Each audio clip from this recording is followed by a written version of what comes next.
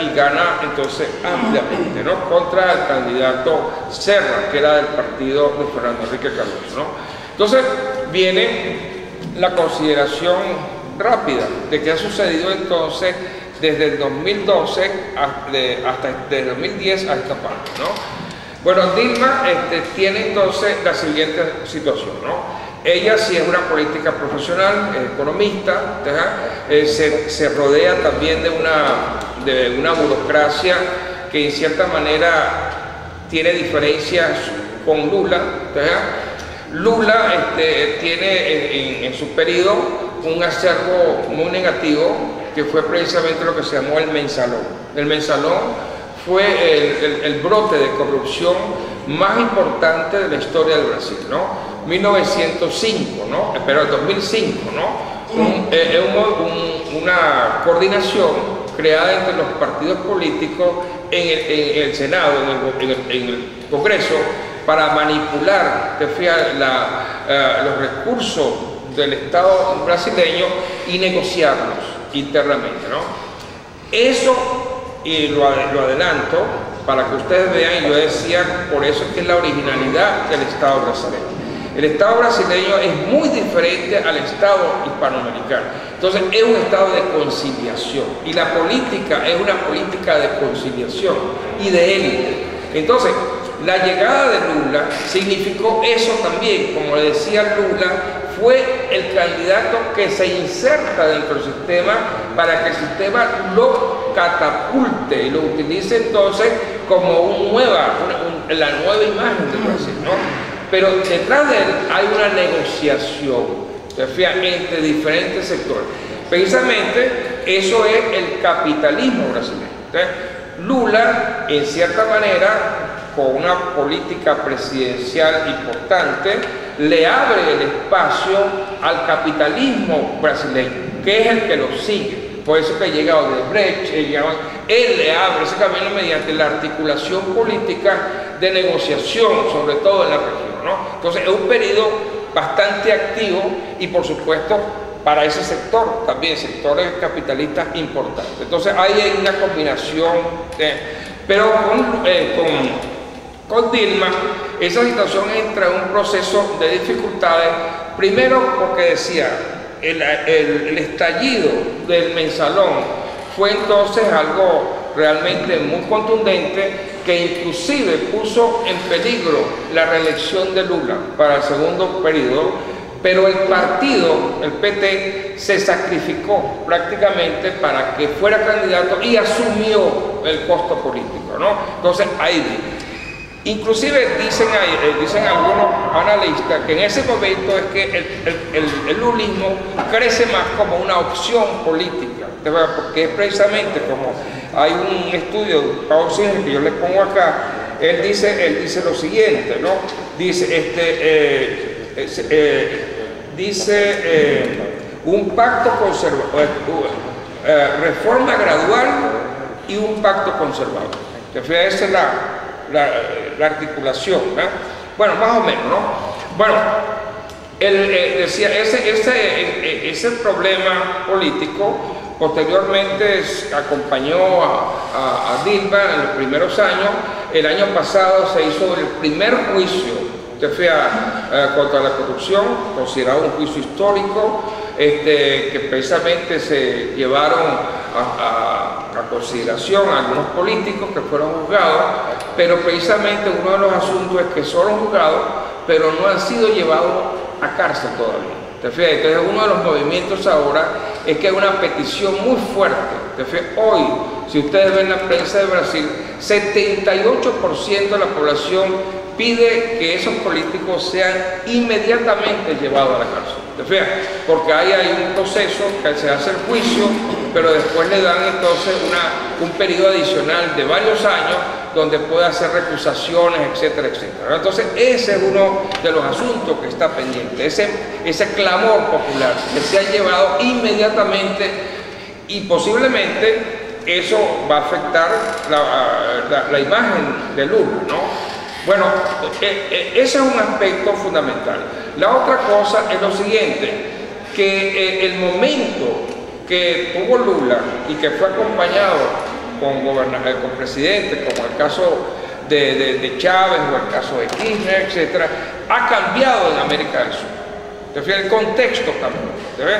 Entonces, esa politización que se le estaba dando al Mercosur, para crearlo como un proyecto precisamente político y de proyección suramericana, ha entrado en dificultades. Una de las dificultades fue el caso de Paraguay, y ahora concretamente el caso del modelo de los países del Pacífico, ¿no? Que buscan entonces una economía abierta, y ese es uno de los grandes problemas que está en la actualidad, ¿no? Politizar la economía es una dificultad, es un problema, o sea, esa es sobre todo un país como Brasil. ¿Por qué? Porque Brasil, como ya se lee, a partir del 30 tiene un desarrollo industrial muy importante y hoy es la planta industrial más importante de América Latina. Entonces, hay un sector empresarial muy fuerte. Entonces, uno de los asuntos del Mercosur, cuando se politiza, por ejemplo con Argentina, es negociar. Entonces, la negociación a veces se convierte en un freno para la industria brasileña y para el industrial.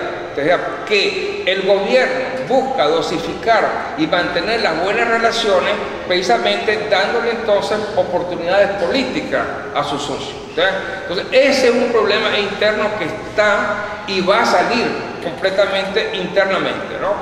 O sea, ¿cómo se va a manifestar eso? Bueno, eso está por verse, ¿no? Pero creo que es un potencial importante y ahí viene entonces el asunto de Dilma. La economía entra en un proceso de estancamiento, cae y está en el orden del 1%, ¿te fijas? De 5 bajó a 1, ¿te fijas? Y no hay crecimiento. Hay un rebrote inflacionario que para ellos, que han sido un país tradicionalmente inflacionario, es bastante acucioso, ¿no? Entonces, esos factores económicos están marcando, y precisamente el hecho también de que ya le está imprimiendo una presencia política, ¿te fijas? Diferente a la gestión pública, todo eso se une precisamente al estallido de junio, ¿no? Evidentemente, acá, como todos sabemos, hay algo nuevo, que es una manifestación histórica de nuestro presente, que son los medios de comunicación, ¿no? Las redes, te fijas, como pasa en Turquía, etcétera, que está creando esos fenómenos y esa repetición que estamos viendo hoy no existían en el siglo XX. Por ejemplo, en América Latina se dieron manifestaciones, sacudones importantísimos, pero quedaban clausuradas dentro del marco nacional. El Bogotazo, por ejemplo, quedó dentro de Colombia, el Cordobazo quedó dentro de Argentina, el Caracazo quedó dentro de Venezuela y los cambios eran nacionales. Pero hoy estamos viviendo una dinámica que es otro estadio histórico. Entonces, ese es un elemento también de consideración, ¿no? Entonces, los factores son, como estamos hablando, factores internos, porque hay factores de la misma, no sé si estoy tomando mucho tiempo. Bueno, factores estructurales, ¿no? Uno, el desarrollo del capitalismo brasileño es muy original, ¿no? A partir del 30, que pasa entonces de un modelo agroexportador que era el café, pasa a la industria, entonces el Estado se convierte entonces, le da una preeminencia al factor industrial. El factor agrario ha quedado rezagado y quedó rezagado. Fue uno de los factores que en todo el ciclo de Vargas y posteriormente en el 60 dio precisamente mucho ruido, ¿no? Precisamente en Brasil nunca se dio una reforma agraria sino en la época de Fernando Henrique Cardoso, en 1994. Y la caída de João Goulart en el 64 fue precisamente decretar la reforma agraria. Entonces hay precisamente un elemento agrario que es en cierta manera anacrónico con el desarrollo industrial. Esa situación anacrónica del latifundio Los militares la obviaron, pasando entonces a un desarrollo capitalista o agroindustrial del campo.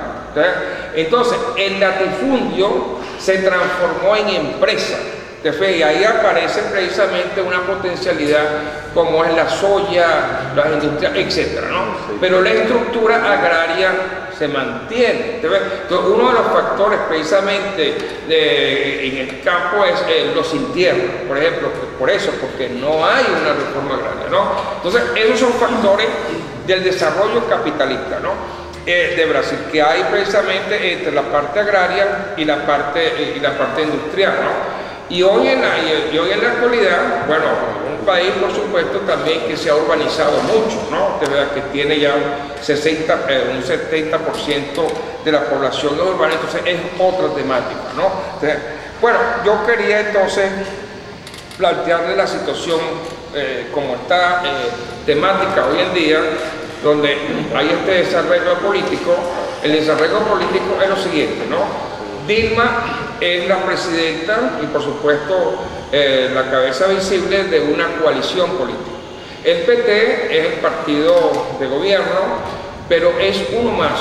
Ahí hay una coalición de muchos partidos, por lo menos 30, 40 partidos, ¿no?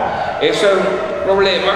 El primer socio del PT es un partido llamado PMDB, que es un partido socialdemócrata, o sea, entonces ese es uno de los problemas internos, que su problema ideológico es muy fuerte, ¿verdad? Y con esta situación es posible, y muy seguramente, que van a tener problemas internos de definición ideológica. ¿Te fijas? Entonces, una de las cosas es cómo van a recomponer esa coalición que tienen. En la actualidad, la oposición es débil políticamente. Los opositores a Lula, quedaba el partido de Fernando Henrique Cardoso, que ha perdido varias elecciones, y en la actualidad su candidato Aécio Neves, que es el gobernador de Minas, que es el nieto de Tancredo Neves, pero no tiene en la actualidad una manifestación importante en las encuestas, ¿no? Y hay una candidata de Marina Silva, que fue miembro del gobierno de Lula, fue ministra, se retiró del gobierno, fue una decisión, y creó un partido ecologista, que tiene entonces un movimiento que en la actualidad se busca redefinir, y es la que tiene en la actualidad un aumento. Entonces, ¿qué puede suceder en la actualidad? Bueno, evidentemente la salida tiende a ser electoral. Entonces, la primera opción de Lula fue llamar a un plebiscito. El plebiscito, de hecho, es un problema que a los políticos inmediatamente los pone alerta. Los pone alerta porque consideran que es un mecanismo de la presidenta para ganar tiempo y que baje entonces la presión popular. Porque hay que precisar, por ejemplo, las preguntas, hay que cómo va a ser, entonces, si va a ser un plebiscito que termine en una constituyente o no constituyente. Entonces, ese es un proceso político y estamos hablando de un país muy complejo, son 200 millones de habitantes. Entonces, eso sería un primer asunto, ¿no? La complejidad del plebiscito y si realmente se lo van a... Hay algunos, por supuesto, políticamente que ya lo han aceptado. Hasta qué punto lo van a aceptar, eso es un asunto, ¿no? Lo más importante es la recomposición entonces de los pactos políticos, ¿no? Entonces es evidente que van a salir entonces nuevas opciones, algunas como la de Aécio Neves van a subir, no se puede predecir en la actualidad. Lo que sí es cierto es que las posibilidades de Dilma para repetir en la actualidad están muy cuestionadas. Entonces habrá una posibilidad. Y lo más importante de señalar es lo siguiente. Cuando yo empecé esta participación dije de la originalidad del Estado de Brasil y de cómo precisamente era un centro de conciliación. Entonces, en mi óptica personal, Lo más importante es que por primera vez hay una posibilidad por la base de la población de democratizar el Estado. Eso sí es una cosa importante. Fíjate, porque la ciudadanía se ha volcado de una manera impactante, inclusive hay una presencia cívica, las manifestaciones violentas son, pero no son lo dominante. Entonces hay un estado de conciencia importante, lo cual puede ser base para una democratización del Estado muy importante en un país de esas magnitudes, y por eso decía que indudablemente eso que pasa en Brasil va a tener entonces una repercusión inmediata, yo creo, y muy importante en los países vecinos. Entonces eso es extremadamente importante. Yo no quiero, porque hay otros compañeros, extenderme más, sino simplemente hacer estas consideraciones generales. Hay yo les digo, hoy eso los medios de comunicación nos permiten. Ustedes pueden entrar, pueden ver el Globo de FIA, pueden ver el Estado de Sao Paulo, pueden ver la Folia de San Pablo, pueden ver la revista Bella. Hay una revista económica que se llama Valor, de FIA. O sea, eso lo pueden ver ustedes. Inclusive pueden escuchar la radio, si quieren. Entonces, hoy tenemos eso que hace unos años no teníamos, ¿no? Entonces, no es una cosa, lo podemos captar, ¿no? Lo podemos seguir, ¿no? Bueno, yo voy a quedar por aquí para no molestar mucho. De acuerdo. Gracias, profesor Alejandro.